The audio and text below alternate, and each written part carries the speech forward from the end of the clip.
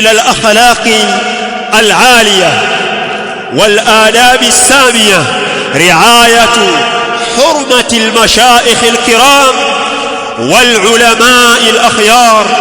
Na miongoni mwa tabia njema na adabu tukufu kabisa ni kuchunga heshima za mashekhe na maulama.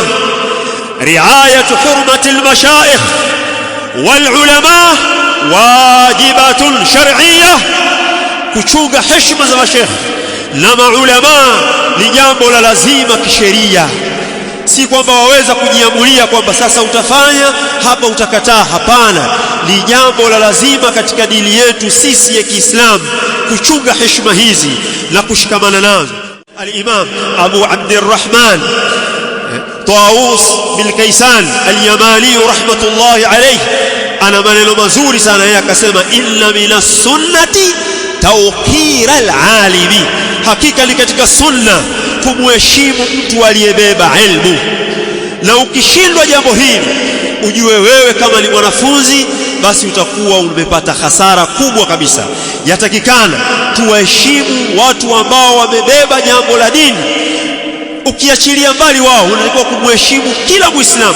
فعن أبي هريرة رضي الله عنه قال رسول الله صلى الله عليه وعلى آله وسلم كل المسلم على المسلم حرام دمه وماله وعرضه. kila Muislam juu ya Muislamu mwenzake ni haram damu yake kuimwaga pasi na haki, mali yake kuichukua bila ya haki, heshima yake kuiporomosha. Jambo hili halitakikani na halitarajiwi kupatikalika jambo hili kwa mtu ambaye anajipamba na jambo la ilmu. Na ukijiweka mbali na vitu hivi ndio izza na heshima kwako inazidi, lakini ukiviingia vitu hivi vya kuwadonoa donoa mashekhe, wewe utakuwa umekula hasara hapa hapa ulimwenguni. Sasa ni vyema kujiepusha, na kama ni mwanafunzi wewe mwenyewe utakuwa unajikosesha fursa ya kustafidi kutoka kwa mwalimu wako huyo. Innal muallima wat-tabiba kilahuma la yansahani idha huma lam yukrama fasbir lidaika in ahanta tabibahu wasbir lijahlika in jafauta muallima. Msemaji ana maneno mazuri sana haya, anayasema kwamba mwalimu na shekhe hawa wawili hawatafanya mambo kwa ufanisi na uadilifu na kuyasimamia kwa uzuri ikiwa hawa wawili hawatakirimiwa vile inavyotakikana na kuheshimiwa.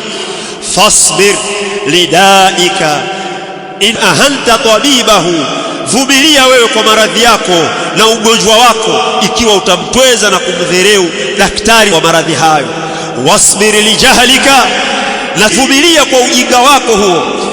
Wewe vumilia kwa huo ujinga uliokuwa nao. Iljafauta muallima, ukimfanyia ususuwavu wewe mwalimu na kuto kumheshimu, utakuwa wewe mwenyewe ndio mwenye kupata hasara.